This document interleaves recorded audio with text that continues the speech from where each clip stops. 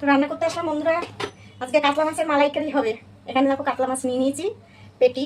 এখানে সব পেটি দেখে নিয়েছি। আর আমি না একটু বাজারে গেলে মাছের লেজা দেখে কিনি। আমি লেজা খেতে খুব পছন্দ করি, তাই জন্য সবসময় মাছের লেজা দেখে কিনি। আর এখানে পেটি, এখানে সব। আর আমি এখানে নারকেল বেটে নিয়েছি। এই নারকেলের দুধটা দিয়ে এই যে আমি এই মালাইকারিটা করবো আজকে। আর এই মালাইকারির মধ্যে কিছুটা চিংড়ি মাছও দিয়ে দেবো। আর দেবো হচ্ছে এর মধ্যে দেবো সর্ষে পোস্ত বাটবো এই মালাইকারির মধ্যে। তার আগে আমি এখানে কড়াইতে তো বসিয়েছি, মাছটা ভাজা বসিয়ে দিই। কড়াইতে তেল দিয়ে দিচ্ছি। অনেক রকম মালাইকারি তো সবাই খেয়েছে, কাতলা মাছের মালাইকারি কি খেয়েছে কখনো কেউ? বন্ধুরা কমেন্ট করে জানাবে তো, আমিও জানি না যে কেউ কাতলা মাছের মালাইকারি খেয়েছে কিনা।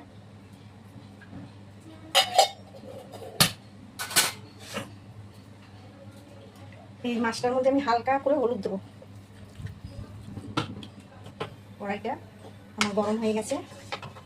মাছগুলো দিয়ে আমি সর্ষেটা বেটে নিয়ে আসবো, পোস্ত আর সর্ষে। চিংড়ি মাছটা বন্ধুরা ভাজবো না, চিংড়ি মাছটা কাঁচাই দেবো। মাছটা একটু হালকা ভাজবো, মাছটা একটু না ভাজলে ভালো লাগবে না খেতে। তো আমি মাছটা দিয়ে দিচ্ছি।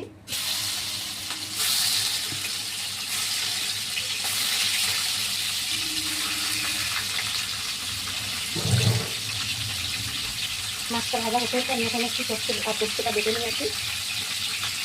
এখানে 1 চামচ আর এই অল্প একটু দিয়ে দিচ্ছি, বেশি দেবো না। নারকেলের দুধ করবো তো। আর এখানে মোটামুটি 3 চামচ মতন পোস্ত আছে, আমি ঢেলে দিয়ে দিচ্ছি।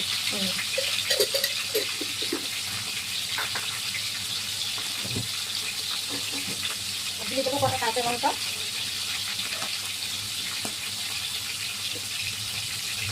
এই 4টে কাঁচা লঙ্কা দিয়ে দিলাম।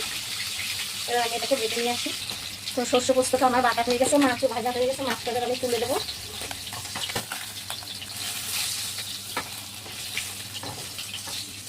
মাছটা কিন্তু আমি খুব বেশি ভাজিনি, একদম হালকা ভেজেছি। আমি এবারে এটাকে ঢেলে দিচ্ছি। পোস্তটা ঢেলে দিলাম। একটু দিয়ে দিলাম টমেটো বাটা। টমেটোর বদলে আপনারা টক দইও দিতে পারেন, আমি টমেটো বাটা দিলাম।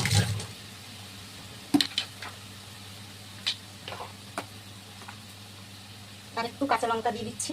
4টে আমি যেহেতু দিয়েছি, এর বেশি একটা দেবো না। আর আমি এই যে চিংড়ি মাছটা দিয়ে দিচ্ছি।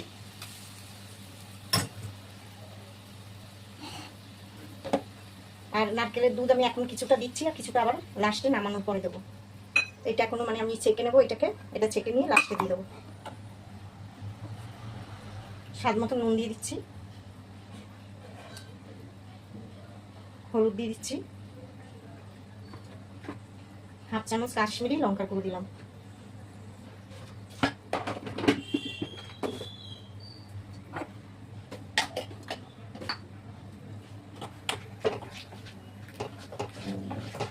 তা বন্ধুরা এরকম অসাধারণ রান্না দেখতে গেলে আমার চ্যানেলটা তো দেখতে হবে। তাহলে আমার চ্যানেলটা খুললে এরকম আমার ভালো ভালো রান্না আছে, দেখতে পাবে। এটা এবার একটু ফুটবে, যেহেতু টমেটো দিয়েছি একটু ভালো করে কষিয়ে নেব। আমার এটা কষানো মোটামুটি হয়ে গেছে। এবার আমি মাছগুলোকে দিয়ে দেবো। এই মাছগুলোকে আমি ঢেলে দিয়ে দিচ্ছি।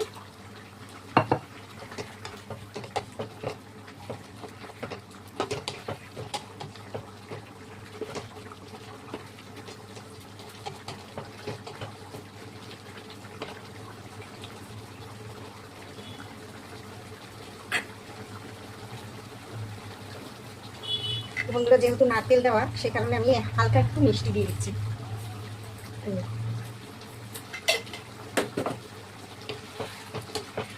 নারকেল না দিলে এই মিষ্টিটা আমি দিতাম না, নাহলে এই মিষ্টিটা এই কারণে দিলাম যে এই নারকেলের স্বাদটা বাড়িয়ে দেবে।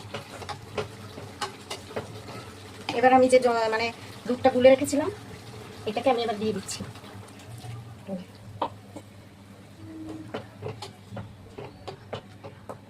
এবারে এটা আবার ফুটবে ভালো করে। এবারে ঝোলটা তো আমার মোটামুটি হয়েই এসছে। আমি এবার একটু কাঁচা তেল দিয়ে দেবো ওপর দিয়ে। আর এই মানে দই যে দই এই কাতলার যে মালাইকারিটা, এটা কিন্তু একটু তেল বেশি লাগে। এটা একটু তেল না দিলে খেতে ভালো লাগবে না।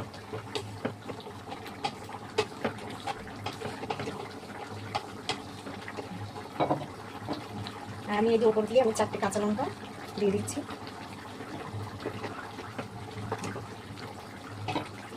এর উপরে লেবু পাতাও দেওয়া যায়, গন্ধরাজ লেবু। আমি লেবু পাতাটা আনতে ভুলে গেছি একবার থেকে।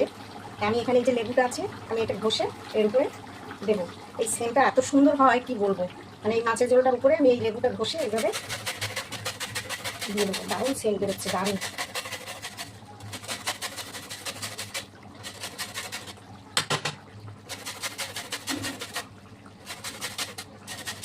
এটা আমি ঢেলে পুরো ঢাকা দিয়ে রাখবো, আর যখন খুলবো এত সুন্দর গন্ধ বেরোয় কি বলবো। এই যে এটাকে আমি এরকম ছড়িয়ে দিয়ে দেবো।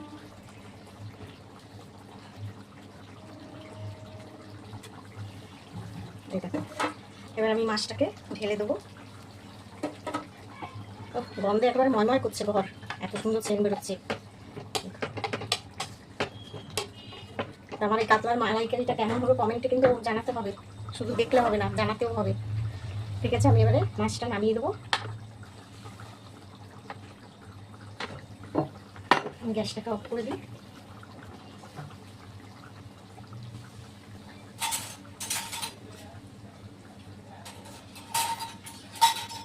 এইটুকু ঝোল রাখলাম বন্ধুরা, এটা ঠান্ডা হলে না টেনে নেবে আরো, কারণ ভাত মেখে তো খেতে হবে, সেই কারণে।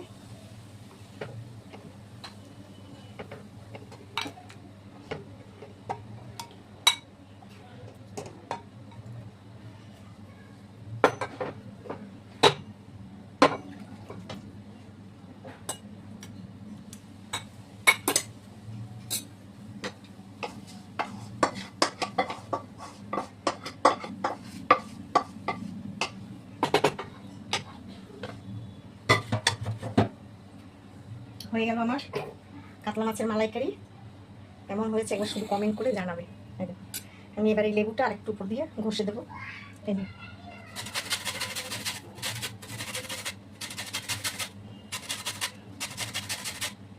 দারুণ সেন্ট, দারুণ।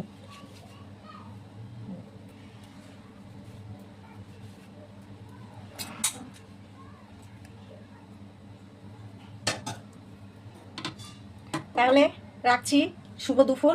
সবাই খাওয়া দাওয়া করো, ভালো থেকো। আর আমার রান্নাটা এইভাবে দেখে ভালোভাবে কমেন্ট করে জানাবে কেমন আমি মানে রান্নাটা করলাম, আর এরকম কে কে খেয়েছে সেটাও জানাবে। ঠিক আছে, আবার নতুন কোনো রান্না নিয়ে আসবো।